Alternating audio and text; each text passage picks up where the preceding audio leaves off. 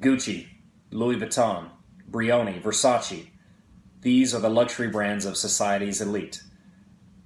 But I argue that none has had a more storied history and a more intriguing background than Thomas Burberry. I'm standing in front of the flagship location for Thomas Burberry in Boston, Massachusetts.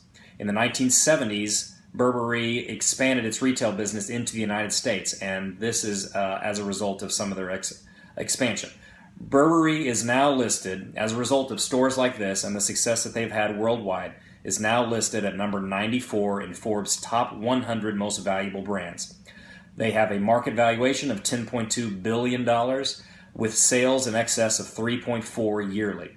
Burberry operates two business channels. First is its retail wholesale business, and the second is its licensing business. The retail wholesale business channel sells luxury goods through Burberry mainline stores, outlets, and online commerce, as well as Burberry franchisees, prestige department stores globally, and multi-brand specialty accounts. The licensing business channel offers global licenses of fragrances, eyewear, watches, and European children's wear. But Burberry actually began its journey very modestly when in 1856, outside London, a young 21-year-old eager drapery apprentice named Thomas Burberry wanted to open a store selling fine outerwear to those Brits with discriminating taste for clothing. Early on, Thomas Burberry had success. In fact, the British identified with his vision early. Business thrived, and by 1870, he became known for his quality range of outerwear. In 1879, Thomas Burberry invented gabardine, a breathable fabric with waterproof yarn, which was patented in 1888. In 1891, Burberry opened his first London store, now the site of the corporate headquarters. In 1901, Burberry was commissioned by the War Office to design a new service uniform for British officers. In fact, Burberry has long been worn by the British military, aviators, worldwide explorers.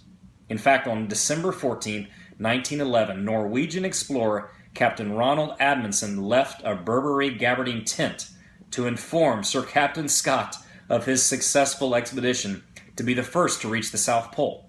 In 1955, Her Majesty the Queen awarded Burberry with the Royal Warrant. It was during the years between the two world wars that Burberry developed the ubiquitous trench coat and the trademark Burberry check pattern originally used as lining. Burberry was an independent company until 1955 when it was taken over by the great Universal Stores. It's traded on the British Stock Exchange. It was not until 1967, during a presentation, that the Burberry check was used other than as a liner, finding acceptance of its trademark design on umbrellas, luggage, and scarf.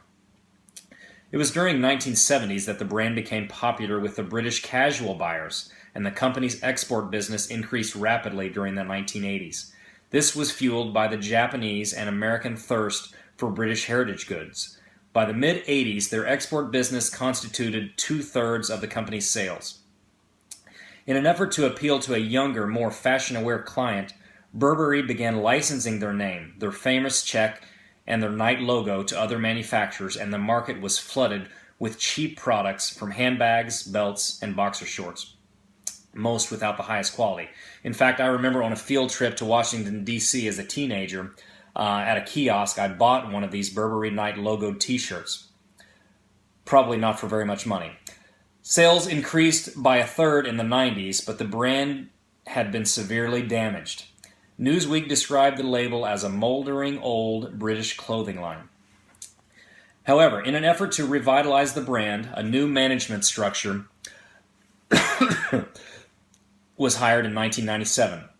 Burberry's current CEO is Christopher Bailey. In 2006, he was the creative director, and he helped the then CEO Angela Ahrendts during an extremely important time in Burberry's history reinvent Burberry and position them as the brand for millennials to identify with. The brand has built itself on an image of Britishness, and the headquarters are still in London, England. Burberry has boutiques in 48 different countries, and you can find the clothes in luxury department stores as well. Burberry has been worn by some of the most famous names in British history. Think Sir Winston Churchill, Margaret Thatcher, Princess Diana, and you can be sure that the new royal princess will be seen early on in her very first Burberry outfit.